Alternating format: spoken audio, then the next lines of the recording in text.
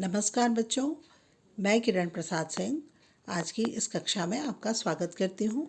बच्चों, आज हम क्लास 12th में भूगोल का अध्ययन करेंगे।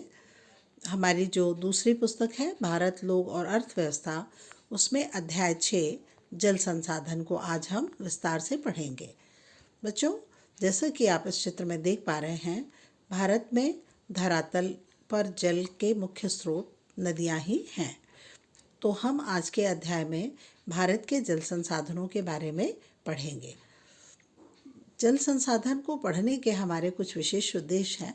आप जानते हैं कि भारत में जल की बढ़ती हुई मांग के क्या कारण हैं, जल का अधिक उपयोग क्यों हो रहा है, जल प्रदूषण के क्या कारण हैं और उन्हें दूर करने के क्या उपाय हो सकते हैं, और घटती हुई जल आपूर्ति के क्या कारण हैं और उन्हें हम कैसे दूर कर सकते हैं। चलिए, इस अध्याय में हम मुख्य रूप से चर्चा करेंगे कि भारत में जल संसाधन कौन कौन से हैं, जल संसाधनों का भौगोलिक वितरण किस प्रकार का है, भारत में जल संसाधन का क्षेत्रीय उपयोग किस प्रकार हो रहा है, और जल संरक्षण और उसके प्रबंधन की कौन कौन सी विधियां हैं। तो चलिए हम विस्तार से पढ़ते हैं। सबसे पहले आप अपने स्क्रीन पर जल चक्र को देख पा रहे हैं। आपने देखा कि धरातल पर विभिन्न प्रकार के जलाशय हैं, जिनमें महासागर, सागर, नदियाँ, झील, ताल, तलैया इस प्रकार के जल की बॉडीज़ हैं। और अब पृथ्वी पर जल उपलब्ध कराने का एकमात्र स्रोत वर्षा का जल है। वर्षा का जल जब धरातल पर आता है तो सूर्य की किरणों के द्वारा कुछ जल वाष्पीकृत होकर वापस वायुमंडल में चला जाता है और जिससे बादल बनते हैं। यही बादल पुनः वर्षा करते हैं और वर्षा का जल धरातल पर आ जाता है, जिससे धरातलीय जल भी प्राप्त होता है और भूमिगत जल भी प्राप्त होता है, जिस तरह की आप इस चित्र में देख पा रहे हैं। तो जल चक्र को आप समझ गए हैं। चलिए आगे पढ़ते हैं कि जल एक चक्रीय संसाधन है। जैसे कि पिछले चित्र में आपने देखा कि जल किस प्रकार वाष्पीकृत होकर वायुमंडल में जाता है, बादल बनते हैं और पुनः वर्षा होकर धरातल पर प्राप्त होता है। पृथ्वी के लगभग 71% भाग पर जल पाया जाता है, अर्थात पृथ्वी का लगभग 71% धरातल जल से ढका हुआ है। अलवणीय जल, जिसे हम मीठा जल कहते हैं, इसके कुल जल का केवल 3% भाग ही भारत जो पृथ्वी पर है वो केवल 3% भाग ही धरातल पर पाया जाता है। यहाँ हम लवणीय जल और अलवणीय जल को भी समझ लें। लवण का अर्थ होता है नमक, अर्थात समुद्र का जो जल है, महासागरों का जो जल है वो लवणीय है, अर्थात खारा है। लेकिन नदियों का जो जल होता है वो अलवणीय जल अर्थात मीठा जल कहलाता है।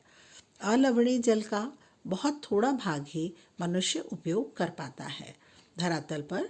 तो आइए आगे देखते हैं। भारत में जल संसाधन। भारत में लगभग 2.45%, अगर हम भौगोलिक क्षेत्र के दृष्टि से देखें तो भारत दुनिया का केवल 2.45% ही भौगोलिक क्षेत्र के हिसाब से है। और अगर जल संसाधनों के आधार पर देखें तो विश्व का केवल 4% जल संसाधन ही भारत में पाए जाते हैं।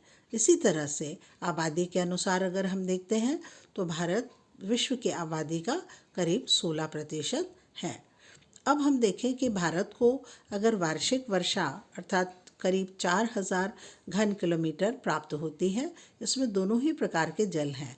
ये जल सतही भी हो सकते हैं और भूजल स्रोत भी हैं, अर्थात 1869 घन किलोमीटर पानी जो प्राप्त होता है ये इन दोनों स्रोतों से प्राप्त होता है।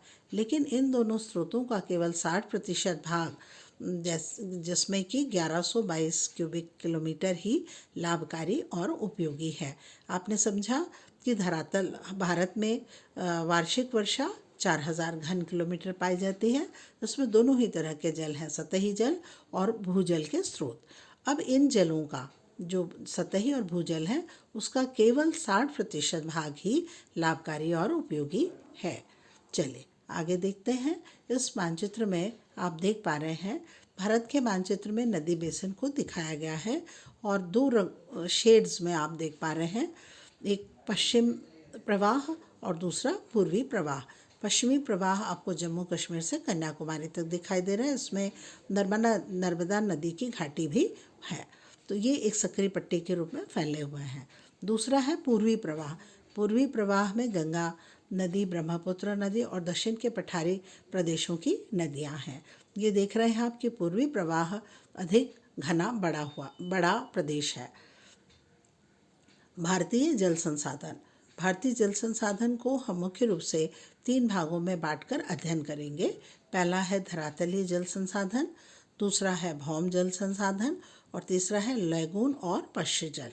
धरातलीय जल संसाधन जो धरातल पर दिखाई देता है, भौम जल जो भूमिगत जल के रूप में पाया जाता है, लैगून और पश्च जल। चलिए इसको पढ़ते हैं। धरातलीय जल संसाधन। धरातलीय अर्थात धरातल पर जो जल हमें दिखाई देता है, इस जल के 4 प्रमुख स्रोत हैं: नदियाँ, झील, तलैया, तालाब इत्यादि। और भारत के सभी जो नदी बेसिन हैं उनमें औसत वार्षिक प्रवाह अगर हम देखें तो 1869 घन किलोमीटर होता है। और धरातलीय जल का केवल जो धरातल पर जल पाया जाता है उसका केवल 690 घन किलोमीटर जल अर्थात 32% जल ही उपयोग में आता है। मुख्य रूप से गंगा, सिंधु और ब्रह्मपुत्र नदियों के जल ग्रहण क्षेत्र बहुत बड़े हैं, जैसा कि आपने मानचित्र में देखा था, क्योंकि गंगा, सिंधु और ब्रह्मपुत्र नदियों की सहायक नदियाँ भी अधिक हैं, इसलिए इनका जल ग्रहण क्षेत्र भी बहुत बड़ा है।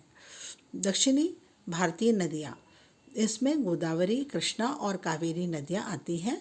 इन नदियों का जो वार्षिक जल प्रवाह है उसका अधिकतर भाग उपयोग में आता है।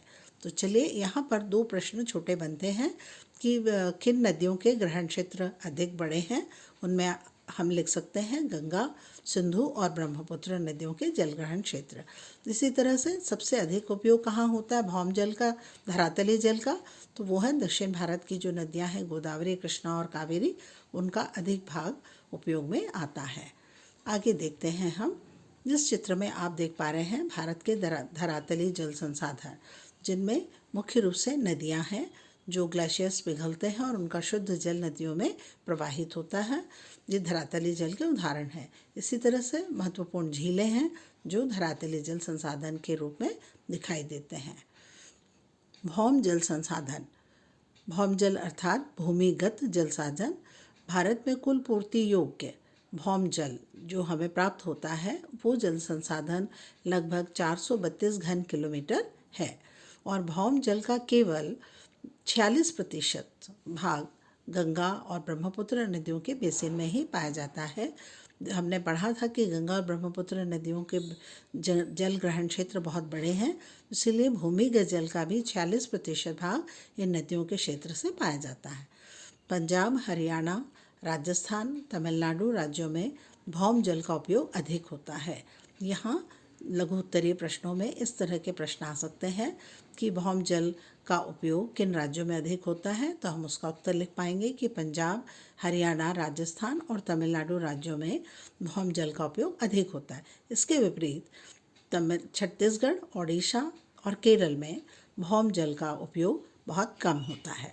तो अब कम होता है छत्तीसगढ़, ओडिशा और केरल में और अधिक होता है पंजाब, हरियाणा, राजस्थान, तमिलनाडु राज्यों में। यहाँ आप कुछ वस्तुनिष्ठ प्रश्न भी तैयार करते जाएंगे। आप इस चित्र में देख पा रहे हैं कि किस प्रकार से बादलों के द्वारा वर्षा होती है और वर्षा फिर पुनः धरातल पर जल उपलब्ध कराते हैं। इनमें कुछ जल वाष्पीकृत होकर पुनः वायुमंडल में चला जाता है, कुछ वर्षा का जल प्रवाहित होकर व्यर्थ जाता है और कुछ भूमि के द्वारा सोख लिया जाता है। तो इस प्रकार धरातल पर जल प्राप्त होता है। इस चित्र में आप और अच्छी तरह से देख पाएंगे कि भूमिगत जल जो धरातल के अंदर चला जाता है और भूमि के द्वारा सोखा जाता है।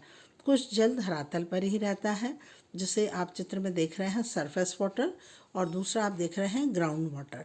तो इस तरह से आप आसानी से इस चित्र के द्वारा समझ पाएंगे धरातलीय जल और भौम जल के अंतर को। चलिए आगे देखते हैं। भौम जल के प्रमुख उदाहरण जो हम अपने आसपास देख पाते हैं वो हैं कुएं और हैंडपम्प्स। तो कुओं में भी भूमिगत जल प्राप्त होता है और ये जल मनुष्य के द्वारा खोदकर हम इन्हें प्राप्त करते हैं। इसी तरह से हैंडपम्प, जिनको हम नलकूप कहते हैं, ये भी भौम जल का अच्छा उदाहरण है।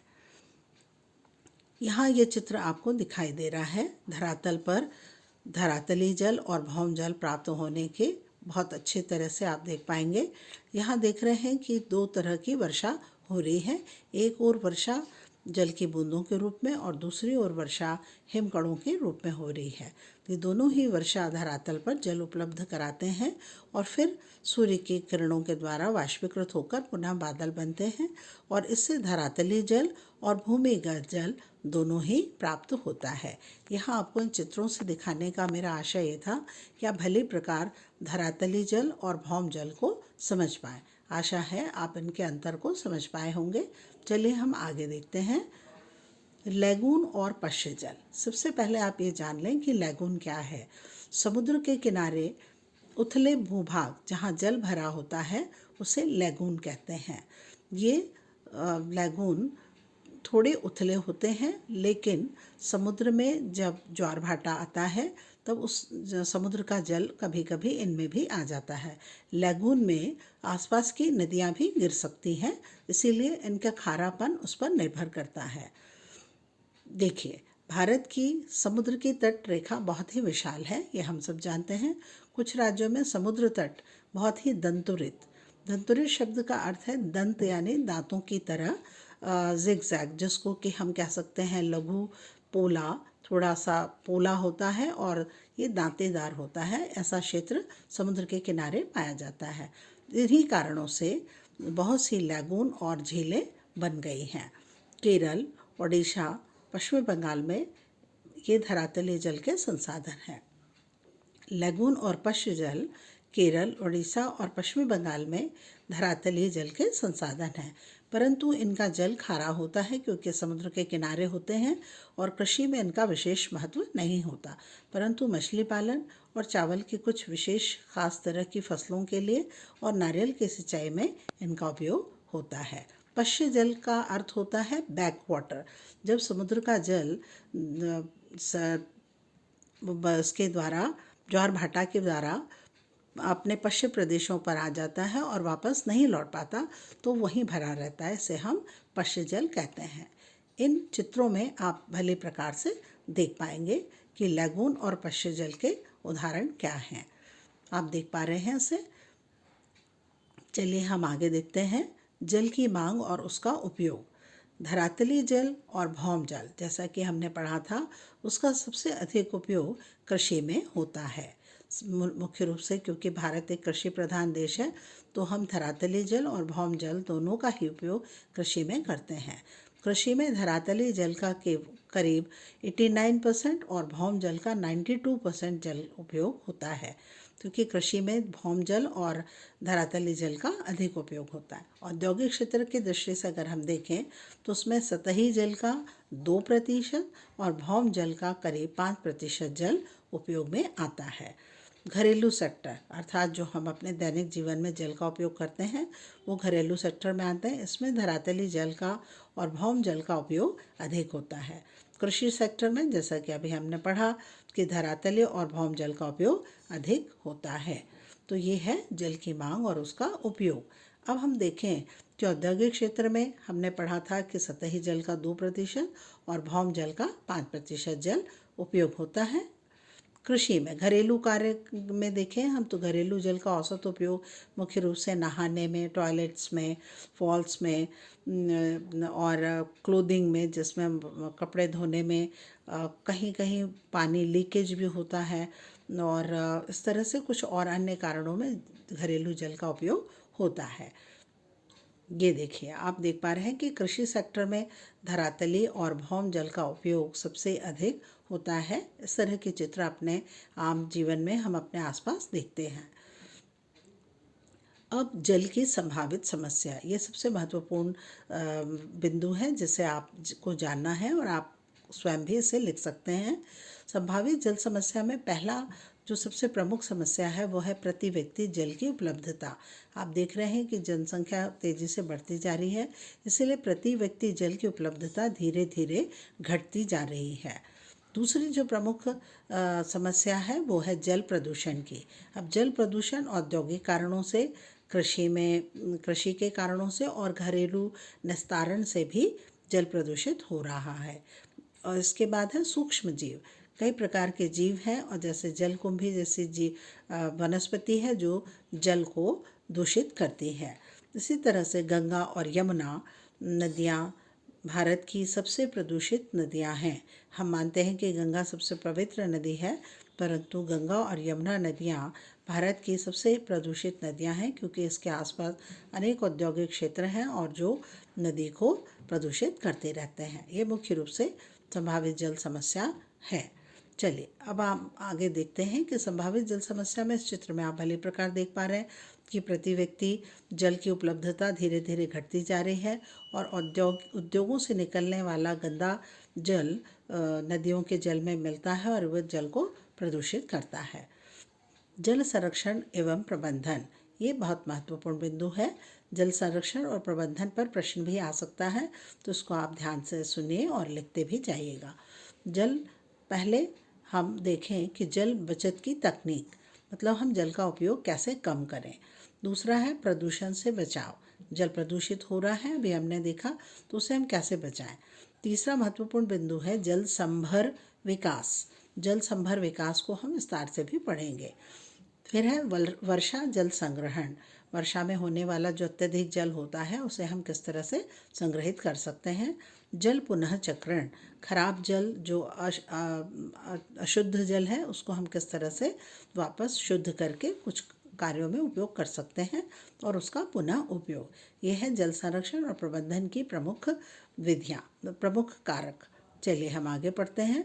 जल बचत तकनीक में एक आप उदाहरण देख पा रहे हैं कि जलाशय के किनारे कुआं खोदा गया है और इस तरह से जलाशय के किनारे होने के कारण इसमें हमेशा जल भरा रहता है और इससे जल की बचत भी होती है।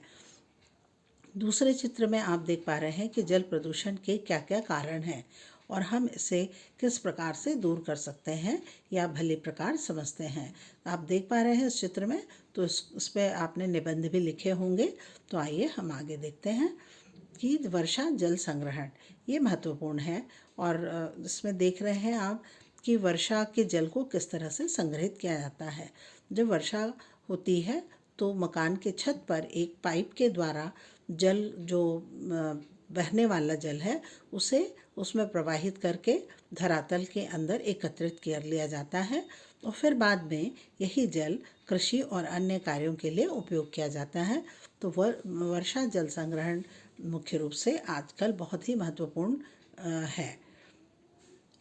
जल का पुनः चक्र और पुनः उपयोग। जल पुनः चक्र का अर्थ है कि अलवणीय जल में कैसे सुधार किया जाए, मतलब मीठे जल को हम किस तरह से संरक्षित रखें। कम गुणवत्ता वाले जल का भी हम कैसे उपयोग करें, उसका उपयोग यदि पीने में नहीं हो तो हम कृषि में या अन्य उपयोग में किस तरह से उसका उपयोग कर सकते हैं।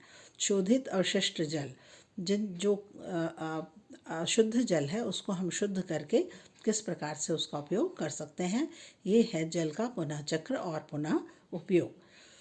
जैसे इस चित्र में आप देख रहे हैं, पानी सप्लायर के द्वारा उपचार केंद्र में आता है, उसके बाद उसकी स्क्रीनिंग होती है, साफ़ करके पहले चरण में उसे साफ़ किया जाता है, फिर दूसरे माध्यमिक उपचार केंद्र में उसकी सफाई होती है और अंतिम उपचार चरण में उसको साफ़ किया जाता है। इस तरह से 3 चरणों में शुद्ध जल साफ़ होता है और फिर फिल्टर्ड पानी नदी में छोड़ दिया जाता है। तो इस तरह से ये जल का शुद्धिकरण किया जाता है।